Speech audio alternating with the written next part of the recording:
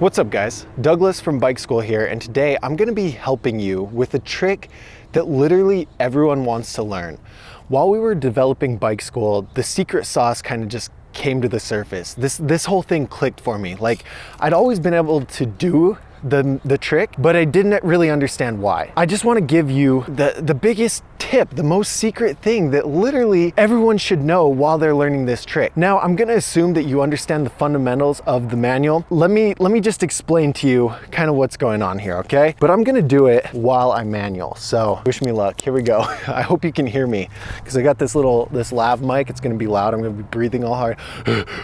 But anyway, all right, here we go.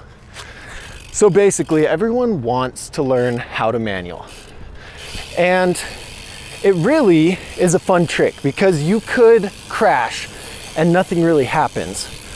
But in the same sense, getting the control and understanding the balance, that's all kind of hard too.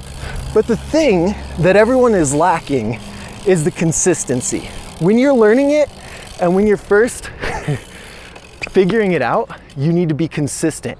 And that's what I'm going to explain to you in this video. So let's get right into it. So what the heck do I mean when I say consistency? Like, this isn't a mixture, right? You're cooking and you need to have the right consistency. That's not what we're doing. We're talking about a trick. But if you think about it like a formula, the success formula to a manual involves a perfect consistency. And that's a good analogy. I just kind of banged that off the top of my head. But what I mean is there's three things that go into it. And you need to keep every one of those consistent and change the variable kind of one at a time to figure out how to get the perfect formula. Okay, so you understand how the manual works. You're pulling back, you're throwing your weight back, you're getting into it, but then locking into it is what so many people struggle with. Sometimes you pull back and you loop out. Sometimes you pull back and you don't get into it enough. And this is because your formula is messed up. You're not being consistent with the certain things. But what are those certain things that go into it? Well, the first thing is your legs. How extended are your legs, or how close forward are your legs? Yes, you use your legs to control it, and that's exactly how you keep the weight transfer going. But when you get into the manual, your legs are exerting a certain amount of pressure and a certain amount of extension. How much is that extension? And if every single try you're putting a little bit different amount of effort into your legs, you're gonna go too far back or you're gonna go too far forward. Now, the second thing is your arms. How much pull are you giving your arms?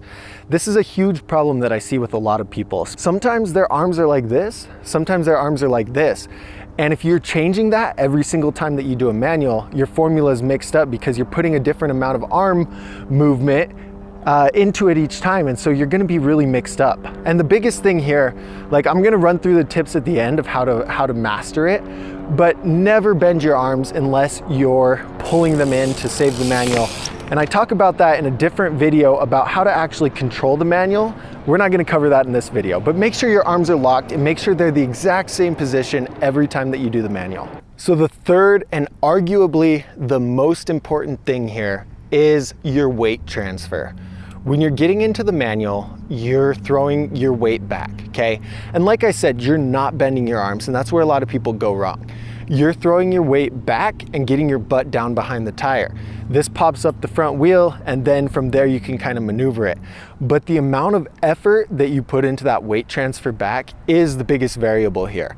So assume every single time you do a manual, your legs are bent, nice and bent, perfect position while you're throwing your weight back. Your arms are locked, perfectly how they should be and how they are every time when you throw that weight back. So then, if you're not locking into a manual, assuming your legs and your arms are consistent there's the consistency again, then the difference is your weight transfer. And you can mess with that every time. So if you're keeping your arms in the right position, your legs in the right position, then you throw your weight back and you loop out. Okay, look, next try, guess what? Keep your arms in the right position, your legs in the right position, but now don't transfer that weight as much or as harshly. Transfer it a little bit less. If you still loop out, a little bit less. Now, if you're not going enough, you're gonna throw it back a little bit more, you know? So you can play with that. But a big thing that people mix up is they change all three different things to that. They don't just change the weight transfer. They pull their arms in a little bit more because they think they need to pull up higher. They throw their legs back and extend their legs more instead of just throwing the weight back a little bit more. And keep those two things the same, your arms and your legs, and then mess with the weight transfer. How far back do you need to go to get in that balance point? As you guys know, to get into the manual and to lock into the manual, you are just finding that balance point right away. Sometimes people throw their weight back and they get outside of the balance point, but they're able to bring it back in by shifting their weight around. Or they're not quite in the balance point, so they drop their butt back and extend their legs to pop in and get locked into the balance point. But to be really good at manuals, you need to lock into it first try, every try. And that all comes with that weight transfer. Look, now you're saying, well, Douglas, I can't even control the manual. How am I supposed to do all of this nonsense about finding the balance point? Well, the balance point is the most important thing because you have a small range, a small gap of places you can land in that balance point. And if you're close enough to your actual balance point, you can save it and you can control it. But if you're not even getting close to that area, you're never gonna have the chance to control it. So make it a #1 priority to find the balance point and keep it controlled. And let me give you a couple tips to find that balance point and stay locked into it. So you already have the formula figured out. You're adjusting your formula now. You keep your arms locked, you keep your legs in the same position, okay? And now you're just messing with the weight transfer. What's gonna happen eventually is you're gonna throw that weight transfer back and you're gonna say, oh my God, I just held the manual for a few seconds. That was crazy. Good. Now, figure out exactly how much weight transfer you just did, keep everything else the same, and now try to replicate that. If you can get it to where almost every time you're throwing that same amount of weight back and getting into that balance point, you're there. Now you can expand on working on the control part. But the problem is most people skip ahead and they try and control the manual before they can even lock into the balance point. And you don't want to do that. You're just setting yourself up for failure at that point. Not success, I almost said success. You're setting yourself up for failure at that point. But once you're locked into that balance point, like I said, check out the full video about how to actually control the manual because I go more in depth there. But the two biggest things I can tell you, one, you want to get your weight back. If you look at when I'm doing it, my butt is really close to the back tire and I'm so far back. Now there's a lot of things that come into play with your weight and your height and how high your tire gets off the ground. Again, that's out of the scope of this video, but just make sure you're getting low and back, okay? If you're not doing that, you're not gonna have that control and your weight transfer is going in the wrong direction. Make sure that you're throwing the weight down and back instead of just straight back. Down and back is gonna pop that wheel up and get you in the general area that you need. The second tip, again, I'm just gonna reiterate the arms. Keep those arms locked. Move the hips back and forth to control that weight, but keep your arms locked unless you're saving the manual, but that's like manual 202. We're in manual 101 right now. So did this video help you lock into the manual?